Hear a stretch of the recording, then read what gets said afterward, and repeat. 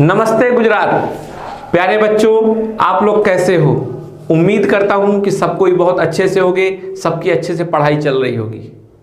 जैसा कि आप लोग जानते हो कि जीआईएस व जियो ने एक नई पहल की शुरुआत की है, जिस पहल का उद्देश्य एक ऐसी यूथ फोर्स को तैयार करना है जो सिविल सर्विस एग्जाम को क्वालिफाई करके इस देश की सेवा कर सके, इस सोसाइटी को और बेहतर बना सके। तो इस पहल के लिए सबसे पहले मैं जीआईएस व जियो को धन्यवाद ज्ञापित करना चाहूँगा। वह इस पहल की शुरुआत करने वाले जियो के संस्थापक गुरुजी नयन पद्मसागर महाराज जी एवं गुरुणी जी मायना श्री जी को मैं विशेष रूप से आभार प्रकट करना चाहूँगा। इस कड़ी में महत्वपूर्ण भूमिका निभाने वाले दिल्ली से संजय संकलेका जी को एवं गुजरात से मेहुल जी रूपाणी को विशेष रूप से धन्यवाद कहना चाहूँगा। मैं Yogesh Tripathi the core IAS की फैकल्टी के तौर पे आपसे इकॉनमी के माध्यम से जुड़ रहा हूँ, जिसमें मैं इंडियन इकॉनमी के बारे में आप लोगों से चर्चा करूँगा और इंडियन इकॉनमी को बहुत सरल भाषा में बहुत रोचक तरीके से पढ़ाने की कोशिश करूँगा। तो दोस्तों, आपको पता है कि आज हम लोग क्या क्या पढ़ेंगे। हम सबसे पहले पढ़ेंगे कि इंडियन इकॉनमी क्या है, अर्थात व्हाट। उसके बाद हम पढ़ेंगे व्हाई, हम क्यों पढ़ते हैं इंडियन इकॉनमी को। साथ में हम समझेंगे कि कैसे ये इकॉनमी का कॉन्सेप्ट आया होगा। फिर उसके बाद हम लोग पढ़ेंगे कि इकॉनमी व इकोनॉमिक्स में क्या डिफरेंस है। आज की क्लास में हम इन सब बातों को बहुत सरल तरीके से समझने की कोशिश करेंगे। जैसा कि आप जानते हो कि इकॉनमी के संदर्भ में एक बहुत बड़ी समस्या है। इसमें मैंने दो इमोजी बनाए हुए हैं, एक गुस्से में बच्चा है, फिर वो रो रहा है। तो ये क्यों? ये इकॉनमी के कारण है। क्योंकि बच्चों को ऐसा लगता है कि इकॉनमी हमारे कहीं जीवन में होती नहीं है, जिस कारण वो जब इकॉनमी को पढ़ रहे होते हैं तो बोर हो जाते हैं। उन्हें लगता है कि इकॉनमी मतलब क्या होता है, सप्लाई एंड डिमांड, फॉर्मूला, कुछ ग्राफ्स, है ना, जैसे मैथ की तरह बोरिंग होता है। पर वाकई ऐसा नहीं है। आप लोग जब पॉलिटी पढ़ते हो तो आपको संसद में जब पढ़ रहे होगे तो संसद दिखने लगती है। जब प्रधानमंत्री पढ़ते हो तो नेहरू जी से लेकर मोदी जी तक आपको दिखने लगते हैं। जब आप मुख्यमंत्री पढ़ते हो तो आपको कई चेहरे दिखने लगते हैं, है ना। या आप जब लोकल गवर्नमेंट पढ़ते हो तो आपको अपने आसपास का माहौल दिखने लगता है। उस सब में हमें दिक्कत नहीं आती, फिर पढ़ने में बहुत मजा आती है। परंतु जब इकॉनमी पढ़ते हो तो आपको ऐसा लगता है कि ये हमारे जीवन से कहीं जुड़ा ही हुआ नहीं है। ऐसे ही मैथ के साथ भी प्रॉब्लम आती है, पर अब वो प्रॉब्लम नहीं होगी। आपको मैं बताऊं कि अगर हमसे कोई सबसे ज़्यादा जुड़ा है तो इकॉनमी जुड़ी है। आप मुझे ये बताओ कि आपको मूवी देखने जाना है तो सबसे पहले कौन प्रभावित करेगा? आपको इकॉनमी की पॉलिटी? कहने का मतलब है कि आपके सांसद विधायक प्रभावित करेंगे कि आपकी जेब में कितना पैसा है, यह प्रभावित करेगा, है ना। जेब में कितनी मनी है, और मनी से प्रभावित होगे ना आप, वही तो है इकॉनमी। पर हाँ, याद रखिएगा, इकॉनमी का मतलब केवल मनी नहीं होता। मनी तो उसका बहुत छोटा सा एक पार्ट है, उसके अलावा भी उसमें बहुत कुछ है। तो आइए हम इकॉनमी को बिल्कुल सरल भाषा में समझें। सबसे बड़ी बात तो मैं आपको ये बता दूं कि किसी भी किताब की कोई भाषा का हम प्रयोग नहीं करेंगे, बुकिश लैंग्वेज को हम नहीं समझेंगे। हम लोग आज अपने आसपास की जो इकॉनमी है उसको समझेंगे। और मुझे पूरी उम्मीद है कि आपको एक इकॉनमी की ऐसी समझ विकसित होगी कि अब आपको कुछ रटना नहीं पड़ेगा। आपको सब पता चल जाएगा कि इकॉनमी क्या होती है, और आज से आप इसमें इंटरेस्ट फील करने लगोगे। तो चलिए इसी क्रम में चलते हैं। तो सबसे पहले पढ़ते हैं इकॉनमी क्या होता है। तो एक कहानी से हम लोग इसको पढ़ते हैं। मान लो ये मेरा घर है ना। तो घर आपको अच्छा ही लग रहा होगा, मैंने बनाया है। इस घर में पिताजी हैं, माता जी है ना, एक बेटा है और एक बेटी है। ये 4 लोग हैं इस घर में। साथ ही में इस घर में क्या रिसोर्स है ना। रिसोर्स मतलब संसाधन। मैं अगर यहां बताऊं कि रिसोर्स किसे कहते हैं, तो रिसोर्स का मतलब होता है जिससे हमारी जरूरतें पूरी हो। रिसोर्स क्या होता है? जिससे हमारी जरूरतें पूरी हो। जैसे एक दो रिसोर्स का उदाहरण बताइए। जैसे कोयला, उससे हमारी ज़रूरत पूरी होती है, उससे हम खाना बना सकते हैं, उससे हम एनर्जी बना सकते हैं। तो कोयला क्या हो गया? रिसोर्स हो गया। ठीक, तो रिसोर्स का मतलब समझ गए। जैसे मनी, तो मनी से तो हमारी सभी ज़रूरतें पूरी होती हैं, तो मनी तो सबसे बड़ा रिसोर्स हो गया, है ना। वैसे ही पेड़ पौधे, वो भी रिसोर्स हैं, क्योंकि हमें उनसे ऑक्सीजन मिलती है। जैसे लैंड से हमें, भूमि से हमें क्या मिलता है? और खाने पीने की चीज़ें मिलती हैं, उसी में तो पेड़ पौधे होते हैं, तो भी रिसोर्स हो गया। तो रिसोर्स मतलब क्या होता है? रिसोर्स का मतलब होता है वह वस्तुएं जिससे हमारी ज़रूरतें पूरी होती हैं। ठीक, तो चलिए अब रिसोर्स आपको समझ में आ गया क्या है। तो ये मानिए कि उनके घर में जो उनकी मम्मी की इनकम है वो है 20,000, और फादर की भी मान लीजिए 20,000 कर देते, कम नहीं रखते। ठीक है, वरना कई लोग कहेंगे ऐसे कैसे। ठीक है, तो चलिए ये मान के चलिए कि उनके फादर की भी 20,000 सैलरी है, अर्थात ये उनके घर का रिसोर्स हो गया। अब आपको एक कहानी समझनी है, कहानी से ही आपको पूरी इकॉनमी में समझा दूंगा। आप बस ये समझिए, एक घर है, उसमें 4 लोग रहते हैं, और उस घर में इतना रिसोर्स है, कितना? 40,000 बस। अब समझिएगा आगे, उस घर में सभी लोगों को रहने के लिए, है ना, मैंने लिखा फॉर सर्वाइव, रहने के लिए क्या करना होगा? फूड की जरूरत होगी, वाटर जरूरत होगा, एजुकेशन जरूरत होगी, हेल्थ की जरूरत होगी, कार भी जरूर चाहिए, साइकिल भी चाहिए होगा, टीवी भी चाहिए होगा, या और भी बहुत कुछ चाहिए होगा, है ना। जैसे सैनिटेशन हो, सफाई हो, है ना, जितनी भी आपको जरूरत होगी वो जो सब जरूरी होगा। किसके लिए? सर्वाइव करने के लिए।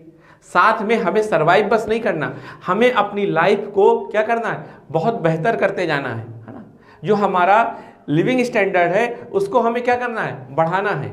तो इन सब के लिए हमें क्या चाहिए? इन सब की आवश्यक रूप से मात्रा चाहिए, जिससे सबका पेट भर सके, सबको भाई। वाटर का मतलब ऐसा पानी जो पीने लायक हो, मेरी बात समझिएगा। तो चलिए, हमको ये सब चाहिए। अब देखिए यहां दिक्कत क्या है, सबसे बड़ी दिक्कत क्या है कि हमारे पास है लिमिटेड रिसोर्स, है ना। लिमिटेड रिसोर्स था, कितना था? 40,000 था ना, बस। अनलिमिटेड रिसोर्स के बेस पे हमें क्या करना है? अनलिमिटेड वांट्स या अपनी नीड्स को पूरा करना है। ठीक है, अब अनलिमिटेड ही तो है। मैंने क्या बताया था कि फूड चाहिए, वाटर चाहिए, कार चाहिए, हमें बहुत सी चीजें चाहिए, और ये कोई लिमिटेड नहीं होता, ये बढ़ती ही चली जाएंगी। आप अपने लाइफ को जितना बेहतर बनाना चाहोगे उतनी ही आपको इन वस्तुओं की जरूरत बढ़ती जाएगी। फ्यूचर में आपको मोबाइल चाहिए होगा, फिर मोबाइल में भी अच्छा मोबाइल चाहिए होगा, है ना। कार भी आपको और अच्छी चाहिए होगा। ठीक, तो इसका क्या मतलब? आपको इन्वर्टर भी चाहिए होगा। इसका क्या मतलब? आप अपने जो डेली लाइफ है उसको क्या कर रहे हो? इंप्रूव कर रहे हो। तो इसका मेरा क्या कहने का मतलब है कि आपको लिमिटेड रिसोर्स से अपनी अनलिमिटेड वांट्स या डिजायर को पूरी करना है। ये तो बहुत बड़ी एक टेंशन की बात है ना। देखिए इसको उदास हो गया बेचारा। तो अब आप सोचिए, आपके घर में ऐसी, सबके घर में तनाव होता होगा, थोड़ी बहुत स्ट्रेस होता होगा कि कैसे इतने लिमिटेड रिसोर्स का हम बेहतर तरीके से प्रयोग कर सकें ताकि सभी की ज़रूरतें पूरी हो जाएं। अब मान लो किसी को फ़ोन लेना है, किसी को कार लेना है, फिर घर भी अच्छा करवाना है, पेंट करवाना है ना। तो इन सबको क्या करना होगा? हमें पूरा करना है, लेकिन आपके पास सैलरी या रिसोर्स बहुत कम है, या तो फिर अब हमें क्या करना पड़ेगा? अब हमें लगाना पड़ेगा अपना दिमाग, है ना। अब हमें क्या करना पड़ेगा? इन रिसोर्स का माइंडफुल यूज, मतलब बहुत समझदारी के साथ इस रिसोर्स का प्रयोग करना होगा। बात समझ में आ रही है आपको? क्या करना पड़ेगा? हमें इफिशिएंट यूज करना पड़ेगा, अर्थात हमको क्या करना पड़ेगा? हमको कम से कम इनपुट पे ज्यादा से ज्यादा आउटपुट लेना होगा। इनपुट मतलब जिस चीज का हम प्रयोग करके जिस वस्तु को पाए उसको आउटपुट बोलते हैं। अब जैसे मान लीजिए 5,000 का फोन, 5,000 रुपए लेकर हम एक फोन ले, तो 5,000 रुपए इनपुट हो गया और मोबाइल फोन हमारा आउटपुट हो गया। जैसे हम लोग 3-4 घंटे पढ़ें और उसके बाद हमारे 100 मार्क्स आए, तो जो हम पढ़ाई कर रहे हैं वो इनपुट है और जो हमारे मार्क्स आए वो आउटपुट है। मेरी बात ये समझ आ रही? तो हम रिसोर्स का प्रयोग करके क्या करते हैं? आउटपुट्स पाते हैं, जो हमारे पास रिसोर्स था 40,000, 40,000, हम उसका प्रयोग करके हम क्या कर रहे हैं, हमें कई तरह के आउटपुट मिलेंगे, है ना। वो आउटपुट्स कार भी हो सकता है, मोबाइल भी हो सकता है, फूड हो सकता है, वाटर हो सकता है, सब हमको प्राप्त होगा। पर हमें क्या करना पड़ेगा, अब हमको बड़ा माइंडफुल यूज करना पड़ेगा, कम से कम पैसे का प्रयोग करना पड़ेगा और उसमें ज़्यादा से ज़्यादा हमको वस्तुओं को लाना होगा। तो इसको ही कहते हैं इफिशियंसी, इफिशिएंट प्रयोग। मेरी बात समझ में आ रही? तो अब जैसे मान लो कि हम लोगों ने क्या किया, फिर हमें यह भी डिसाइड करना पड़ेगा कि हमें कौन सा काम पहले करना है, क्योंकि प्रायोरिटी भी तो हमें तय करनी पड़ेगी। हमारे पास खूब पैसे होते, है ना, तो हमें कोई प्रायोरिटी की डिसाइड नहीं करना। क्यों? क्योंकि सब कुछ हम पूरा कर लेंगे। लेकिन जब हमारे पास पैसे कम हैं तो हमारे दिमाग में क्या आएगा, पहले हम लोग ना भोजन की व्यवस्था कर लें, फिर उसके बाद हम लोग क्या करेंगे, उसके बाद फिर एजुकेशन की व्यवस्था करेंगे, फिर एजुकेशन के बाद हम लोग कार खरीदेंगे। ऐसा सबके घर में होता होगा। तो अब हम क्या कर रहे हैं, हमारे पास लिमिटेड रिसोर्स हैं, हमें उससे अनलिमिटेड वांट से पूरी करनी है, क्योंकि हमको अपने जीवन की गुणवत्ता बढ़ानी है, लिविंग स्टैंडर्ड को अपना और क्वालिटेटिव बनाना है। तो इन सब के लिए हमें माइंडफुल यूज करना पड़ेगा अपने रिसोर्स का। तो हमें प्रायोरिटी भी तय करनी पड़ेगी, हमें इफिशिएंट प्रयोग भी करना पड़ेगा। ये सब जो कर रहे हैं हम, यही सब कहलाता है इकोनॉमी। अब इसको क्या बोलेंगे, इसको बोलेंगे क्या भाई, यही है इकोनॉमी। इसको बोलेंगे घर की इकोनॉमी। जैसे मान लो मेरा घर है तो इसको कहूंगा मैं मेरे घर की इकोनॉमी, है ना। अब आपके भी घर में तो इकोनॉमी होगी, आप सबके घर में एक एक इकोनॉमी काम कर रही है। अब आपको महसूस हुआ कि हर घर में इकोनॉमी होती है, जिसका उद्देश्य क्या होता है, जिसका पर्पज होता है कि घर के जो लिमिटेड रिसोर्स हैं उनका सबसे बेहतर प्रयोग किया जाए और घर के सभी लोगों का लिविंग स्टैंडर्ड बढ़ाया जाए, घर के सभी लोगों को और क्वालिटेटिव लाइफ दी जाए। तो आपको अब समझ में आ गया कि इकोनॉमी क्या होता है। इकोनॉमी का मतलब होता है रिसोर्स का मैनेजमेंट करना, जितने भी आपके पास रिसोर्स हैं उसका मैनेजमेंट करना, जिससे आप सभी लोग अच्छे से सरवाइव कर सको। अब इसको समझिए कि ये तो मेरे घर की इकोनॉमी हो गई, मेरी भी इकोनॉमी होगी। मेरे पास एक सैलरी आती होगी, उसी सैलरी में मुझे अपने सारे काम करने हैं। मैं क्या करूंगा, पूरे दिमाग से पैसे खर्च करूंगा। अब मुझे इतना पैसा खर्च करना है, मुझे अभी नहीं करना, मैं अपने दोस्तों से भी उधार ले लूंगा कुछ। तो क्या हुआ, मैं अब क्या कर रहा हूं, अपने जितने भी रिसोर्स हैं उनका बड़ा माइंडफुल यूज कर रहा हूं, या कह सकते हैं आप, मैं अपने रिसोर्स का मैनेजमेंट कर रहा हूं, जिसका पर्पज क्या है, मैं अच्छे से अच्छे लाइफ को एंजॉय कर सकूं, मेरी लाइफ की क्वालिटी इंप्रूव हो। तो इस तरह आप समझ गए इकोनॉमी क्या होती है। इकोनॉमी होता है रिसोर्स का मैनेजमेंट करना। तो ये सब आपको मैंने एक बहुत व्यवहारिक बताया। अब चलिए हम चलते हैं इसको। चलिए यहां एक बात और मैं आपको बता दूं कि इसमें ये मान के चलिए हम कोई अब एक ट्राइबल्स ग्रुप में चलते हैं, यहां ट्राइब्स रहते हैं, और ट्राइब्स मान लो इस एरिया में रहते हैं, और अभी भी ये लोग क्या बार्टर सिस्टम में सारा काम कर रहे होंगे। इनके पास एक लिमिटेड रिसोर्स होगा, एक भूमि होगी, उसी भूमि में सारा काम करना है। तो ये लोग अपना बार्टर सिस्टम में काम करते हैं, है ना। एक के पास कोई चीज ज्यादा तो दूसरे को दे देगा, और दूसरा उससे वो चीज ले लेगा जो उसके पास नहीं थी। तो ये लोग क्या कर रहे हैं, ये रिसोर्स का बेहतरीन प्रयोग कर रहे हैं ना। तो ये भी क्या हुआ, ये इकोनॉमी हो गई। किनकी इकोनॉमी हो गई, इस ट्राइबल ग्रुप की इकोनॉमी हो गई। पर इसमें कहीं मनी नहीं है, बिना मनी की इकोनॉमी है। तो बिना मनी के भी इकोनॉमी हो सकती है। आप लोग ये दिमाग से निकाल दीजिए, क्योंकि इकोनॉमी का एक पार्ट मनी है। बस मनी मतलब इकोनॉमी नहीं होता। इस ट्राइबल्स ग्रुप में भी इकोनॉमी होगी। इसको क्या बोलेंगे, इस ट्राइबल ग्रुप की इकोनॉमी। यहां पर तो पैसे थे ही नहीं, क्या हो रहा था, सारा काम बार्टर सिस्टम में हो रहा था। पर जो मैंने आपको बेसिक कॉन्सेप्ट पढ़ाया वो याद रखिएगा। जो भी सारी एक्टिविटी हो रही थी, उस एक्टिविटी का क्या यूज था, उस एक्टिविटी का क्या पर्पज था। उस एक्टिविटी का सबसे पहले पर्पज था कि ह्यूमन लाइफ को सरवाइव किया जाए। फिर दूसरा पर्पज था कि लिमिटेड रिसोर्स का बेहतरीन रूप से प्रयोग किया जाए। मेरी बात समझ में आई बच्चों। तो हमें क्या समझना है कि इकोनॉमी क्या है, इकोनॉमी है जो भी हमारे पास रिसोर्स है उसका बेहतरीन तरीके से प्रयोग करना, ताकि हम लिमिटेड रिसोर्स से अपनी अनलिमिटेड वांट्स को पूरा कर सकें और अपनी लाइफ की क्वालिटी को इंप्रूव कर सकें। उम्मीद है कि अब आपको इकोनॉमी एक बेहतरीन तरीके से समझ में आई होगी। अब चलते हैं इसके और आगे एक कदम। चलिए इसमें चलते हैं हम। सबसे पहले अब इंडियन इकोनॉमी, आपको ये तो बता दिया मैंने कि इकोनॉमी क्या होती है। अब इंडियन इकोनॉमी की बात करते हैं, जिसको हिंदी में कहते हैं भारतीय अर्थव्यवस्था।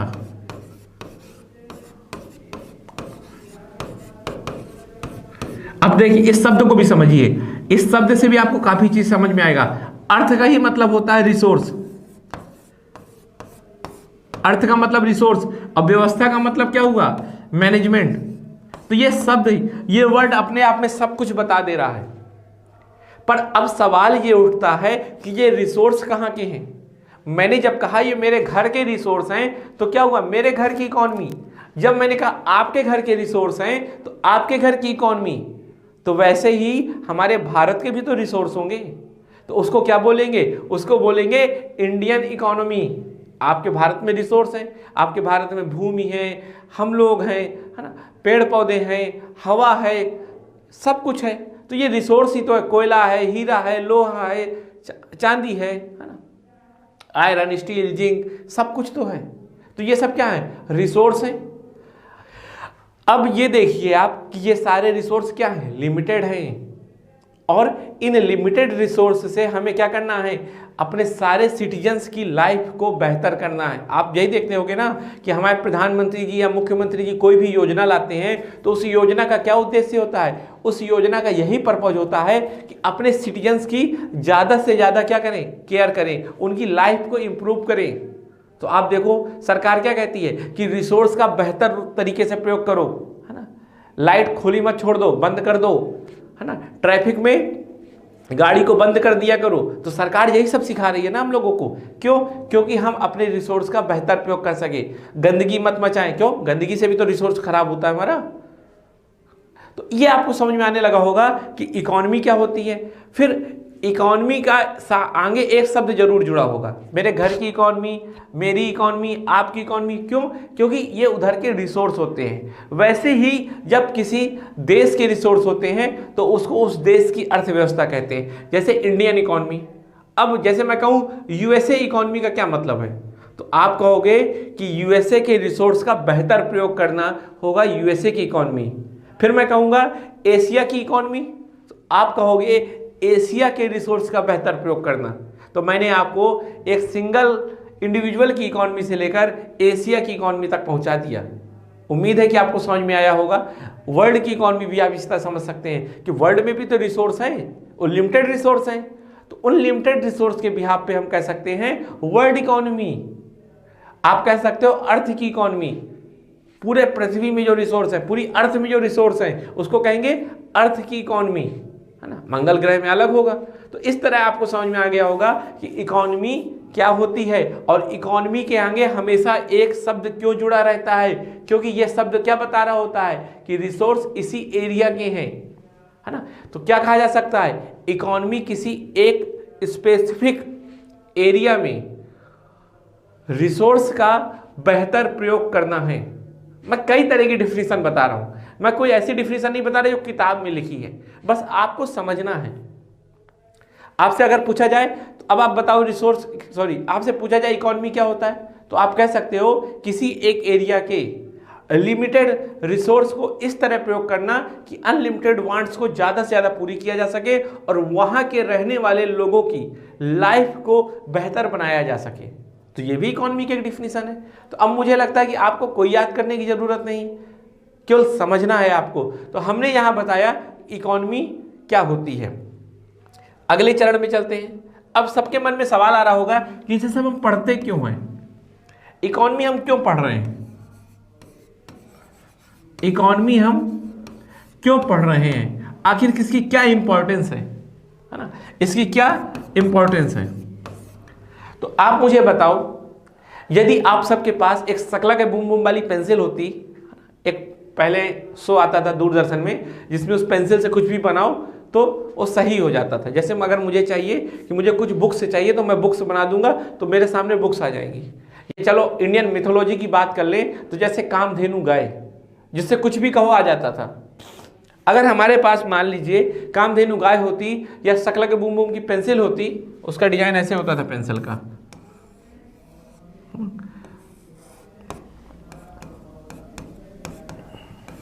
ऐसे होती थी वो पेंसिल। अब आप लोगों को तो याद होगा जिन्होंने देखा होगा, क्योंकि पहले आता था, अब तो नए बच्चे हैं। तो शकला का बूम बूम की पेंसिल होती अगर, या कामधेनु गाय होती, तो क्या हमको इकोनॉमी पढ़नी पड़ती? नहीं पढ़नी होती। क्यों? क्योंकि इकोनॉमी तो हमको तब पढ़ना है ना जब हमारे पास लिमिटेड रिसोर्स हैं। अगर हमारे पास लिमिटेड रिसोर्स ना हो के अनलिमिटेड हो जाए, जो कभी खत्म ही ना हो, फिर तो हमें कोई चिंता ही नहीं। अब बताओ कि अगर मेरे पास ऐसा हो जाए कि मुझे कुछ भी मांगू मिल जाए, तो क्या हो, फिर मैं खूब खर्चा करूंगा, मुझे कोई टेंशन नहीं, मैं कोई दिमाग नहीं लगाऊंगा, क्योंकि मुझे जो चाहिए मिल जाएगा, कभी रिसोर्स खत्म ही नहीं होंगे मेरे। तो आपको समझ में आ गया? क्योंकि हमारे रिसोर्स लिमिटेड हैं, इसलिए हमको उसको बहुत समझदारी के साथ खत्म करना होगा, बहुत समझदारी के साथ प्रयोग करना होगा। तो अब आपको समझ आया? क्योंकि हमारे पास इकोनॉमी, इसलिए पढ़ते हैं हम लोग इकोनॉमी, क्योंकि हमारे पास लिमिटेड रिसोर्स हैं। अगर ये रिसोर्स लिमिटेड ना होते तो हमको इकोनॉमी नहीं पढ़नी होती।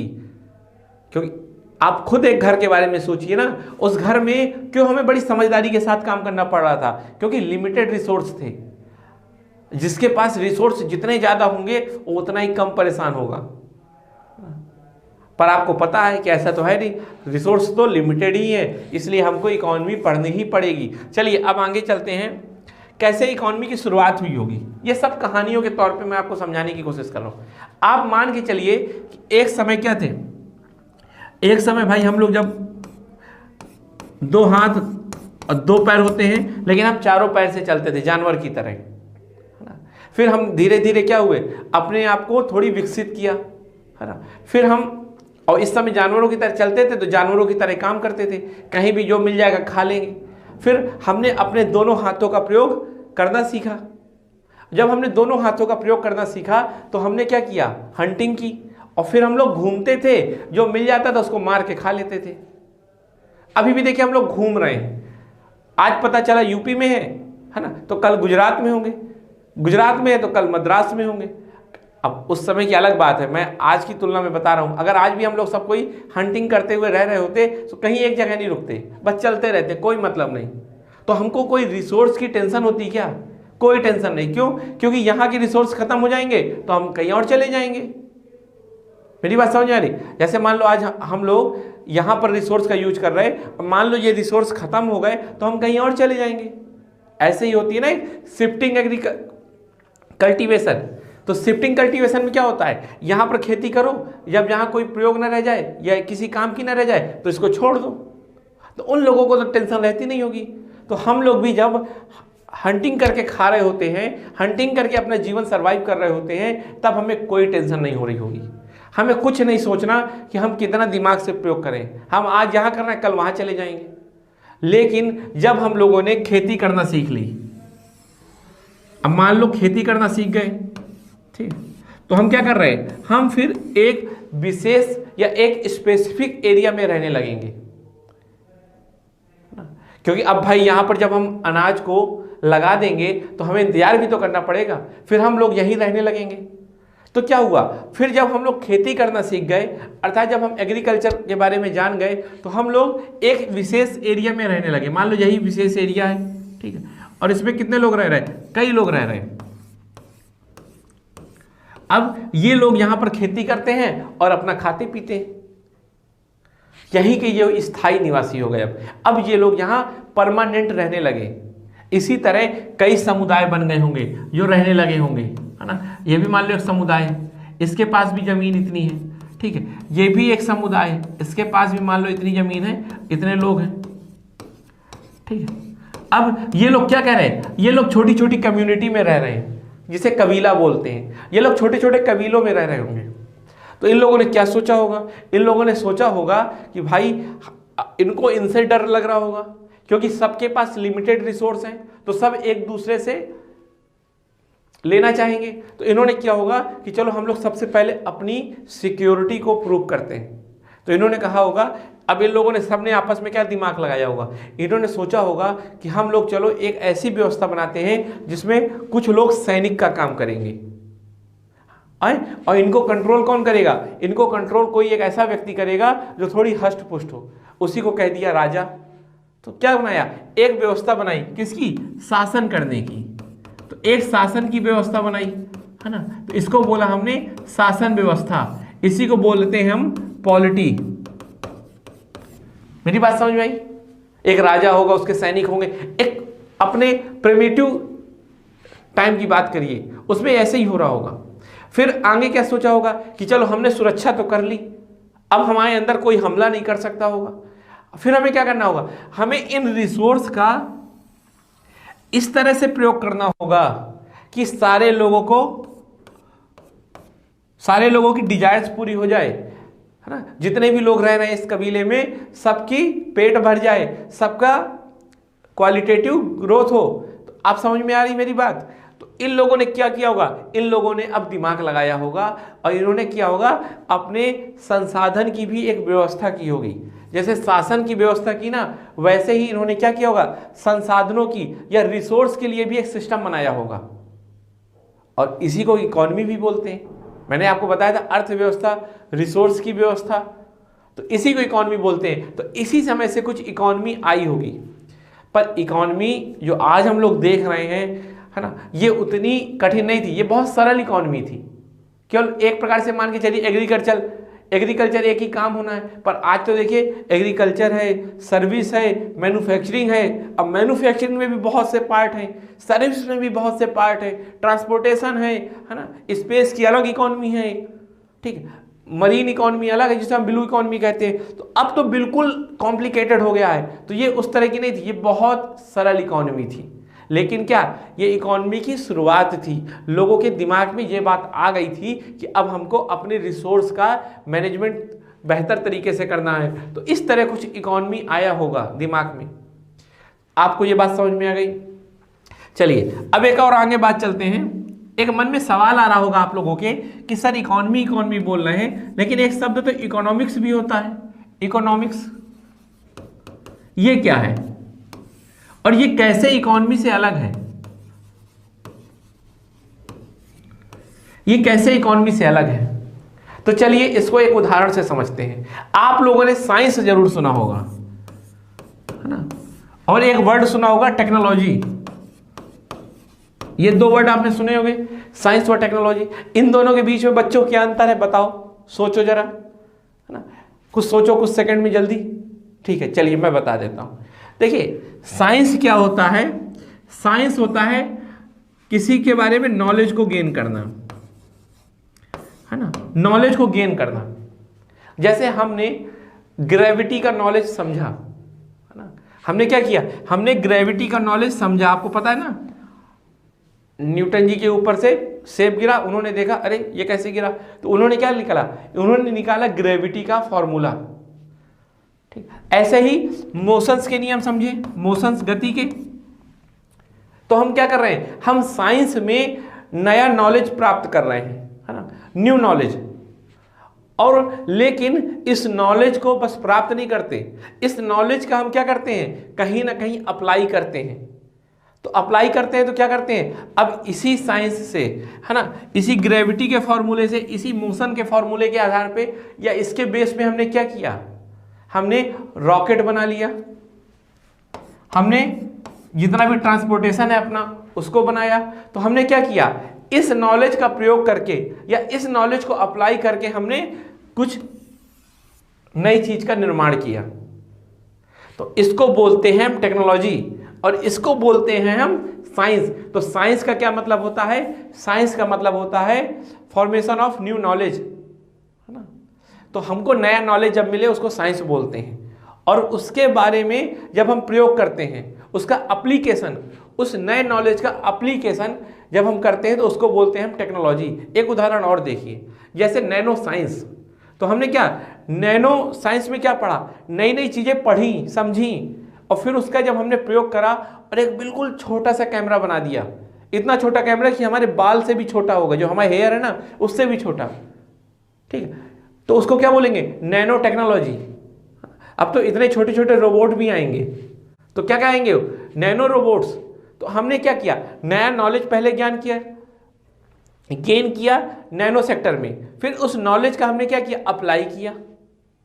तो यही है साइंस। क्या हो गया, साइंस है जिसमें हम थ्योरेटिकल पार्ट पढ़ते हैं, किसी सब्जेक्ट की थ्योरी को पढ़ते हैं, उस सब्जेक्ट में नए नए नॉलेज को पढ़ते हैं और उसका जब अप्लाई करते हैं उसको बोलते हैं टेक्नोलॉजी। तो आपको ये साइंस वाला समझ में आ गया, साइंस और टेक्नोलॉजी का, है ना, ये अंतर है। साइंस में हम क्या कर रहे हैं, नया नॉलेज फॉर्मेट का, और टेक्नोलॉजी में हम उसको अप्लाई कर रहे हैं। ऐसे ही सेम,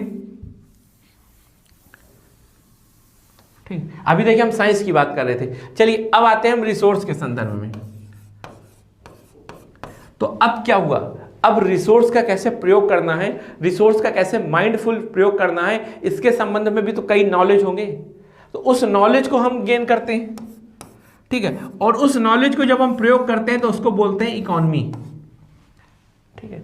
तो जब हम रिसोर्स के मैनेजमेंट में नए नए फॉर्मूला निकालेंगे, नई नई थ्योरी निकालेंगे, है ना, अर्थात थ्योरी नई नई पढ़ेंगे समझेंगे, क्योंकि हर बार सोचेंगे कैसे इसका ज़्यादा से ज़्यादा अच्छा प्रयोग करें, तो रोज कोई ना कोई साइंटिस्ट नई थ्योरी निकालेगा कि इस तरह से प्रयोग करो, दूसरा कहेगा नहीं नहीं इस तरह से प्रयोग करो। तो ये सब क्या है, ये सब नया नॉलेज है, न्यू नॉलेज, ठीक है। तो इसी को क्या कहेंगे, इसी को कहेंगे इकोनॉमिक्स। तो इकोनॉमिक्स क्या है, थ्योरेटिकल पार्ट है। इसमें हम लोग क्या करते हैं, नए नॉलेज को बनाते हैं या प्राप्त करते हैं, और उसका जब हम प्रयोग करते हैं ना तो उसको बोलते हैं इकोनॉमी। तो आप कहोगे इकोनॉमिक्स क्या है, ये थ्योरेटिकल एस्पेक्ट है रिसोर्स के संबंध में। इकोनॉमी क्या है, इकोनॉमी उसका प्रैक्टिकल फॉर्म है। जैसे मैं आपको एक उदाहरण और दूं, जैसे मान लीजिए डेमोक्रेसी का नियम है ना, तो डेमोक्रेसी का जो रूल है वो क्या कहलाएगा, थ्योरेटिकल पार्ट। तो उसको हम क्या कहेंगे, उसको पढ़ेंगे हम कहाँ पर, पॉलिटिकल साइंस में। लेकिन जब हम डेमोक्रेसी का एप्लीकेशन पढ़ेंगे तो एप्लीकेशन उसका कहाँ हो रहा है, जैसे भारत में हो रहा है, तो हम उसको क्या कहेंगे, इंडियन पॉलिटिकल सिस्टम या इंडियन पॉलिटी। और वैसे ही जब उसको यूएसए में पढ़ेंगे तो कहाँ पढ़ेंगे, यूएसए पॉलिटिकल सिस्टम या यूएसए की पॉलिटी, क्योंकि उसका एप्लीकेशन तो अलग अलग हो रहा होगा ना, तो जहाँ हो रहा है उसको नाम आगे लगा देते हैं। तो मेरी बात समझ में आ गई बच्चों। तो आज हमने क्या पढ़ा, इसको एक बार हम लोग फिर से समझ लेते हैं। तो सबसे पहले हमने पढ़ा कि इकोनॉमी क्या होती है, व्हाट इज इकोनॉमी। तो हमने कहा कि ह्यूमन लाइफ को सर्वाइव करने के लिए, उसकी लाइफ की क्वालिटी को बढ़ाने के लिए हम जब रिसोर्स का बहुत माइंडफुल प्रयोग करते हैं या बहुत अच्छे से उसको मैनेज करते हैं तो इसी को इकोनॉमी कहते हैं। अब आप लोग किताब पढ़िएगा और उसकी भाषा को जो मैंने बताया उससे समझने की कोशिश करिएगा। जैसे कई जगह किताब में लिखा होगा आप लोगों की कि किसी भी कंट्री में प्रोडक्शन, ठीक है, डिस्ट्रीब्यूशन को इकोनॉमी कहते हैं, ये लिखा होगा। लेकिन आप ये बताइए कि मैंने आपको जो बात बताई इससे आप जोड़ लोगे कैसे। जब मैंने क्या कहा था आपको कि रिसोर्स का यूज करना, और उसका किसके लिए यूज करना, लोगों की जीवन की गुणवत्ता को बेहतर करने के लिए, है ना, लोगों की लाइफ की क्वालिटी को बेहतर करने के लिए। तो अब आप बताओ कि रिसोर्स क्या हुआ, जैसे मान लो अनाज, तो अनाज को हम क्या करेंगे, पहले प्रोड्यूस करेंगे, है ना, फिर उसके बाद उसको डिस्ट्रीब्यूट करेंगे। तो ये क्या है, ये दो बीच में क्या है, उसके दो स्टेप हैं, तभी तो रिसोर्स को यूज कर पाओगे। जब आप इन दो स्टेप को फॉलो करोगे तो इसको भी आप इकोनॉमी बोल सकते हो, है ना। एट लास्ट है तो सब कुछ वही ना जो मैं आपको बता रहा हूं। तो इस तरह आपको समझना है कि इकोनॉमी क्या है। तो हमने पढ़ा इकोनॉमी क्या है, फिर हमने उसकी एक ब्रीफ हिस्ट्री पढ़ी कि ऐसे इकोनॉमी के बारे में लोगों ने सोचना चालू किया होगा, लोगों ने अपने रिसोर्स, लिमिटेड रिसोर्सों का बेहतर प्रयोग करना, क्योंकि भाई कबीला है लड़ लेगा। आज की डेट में देश के साथ भी तो ऐसा हो रहा है कि हर देश ये चाहता है कि उसके रिसोर्स बेहतर से बेहतर तरीके से प्रयोग हों, है ना। हम इंडियन लोग क्या चाहते हैं कि हमारे पास लिमिटेड रिसोर्स हैं, हम उसका अच्छे से अच्छे प्रयोग करें, ठीक है। ऐसे ही चीन चाहता है, ऐसे ही यूएसए चाहता है, वही सेम आज भी कॉन्सेप्ट है। फिर हमने क्या समझा, इकोनॉमी में और इकोनॉमिक्स में अंतर क्या है। तो हमने बताया इकोनॉमी क्या है, नए नॉलेज का एरिया, जहाँ पर नए नॉलेज बनाते हैं, उसको फॉर्मेट करते हैं, उसका फॉर्मेशन करते हैं, फिर उसको जब अप्लाई करते हैं तो हो जाता है इकोनॉमी। इस तरह आज हमने सब कुछ पढ़ा। बच्चों, आपको यहाँ कोई भी समस्या आ रही हो आप मुझसे पूछ सकते हैं, मैं एक एक बच्चे का रिप्लाई देने की कोशिश करूँगा, क्योंकि आप लोग जितना बेहतर समझोगे और आप लोग अपनी बेसिक या फाउंडेशन जितना अच्छा रखोगे, भविष्य में सिलेक्शन की उतने चांस बढ़ जाएंगे। क्योंकि आपको बच्चों पता ही है कि ये सबसे हार्ड एग्जाम है, पर डरना नहीं है, हम सब कुछ कर सकते हैं। और आपको ये भी पता होगा कि एक बिल्डिंग की जितना अच्छा बेसिक होता है, जितनी अच्छी उसकी फाउंडेशन होती है, वो बिल्डिंग उतनी ही मजबूत होती है। तो बच्चों, आप लोग जानते ही हो कि हम लोग अभी अपना फाउंडेशन मजबूत कर रहे हैं, इसलिए हमें किसी तरह की भी लापरवाही नहीं करनी, बहुत सावधानी के साथ पढ़ना है। आप लोग बहुत समझदार हो, अब मुझे पूरी उम्मीद है कि आप लोग इस बात को फॉलो करोगे। धन्यवाद।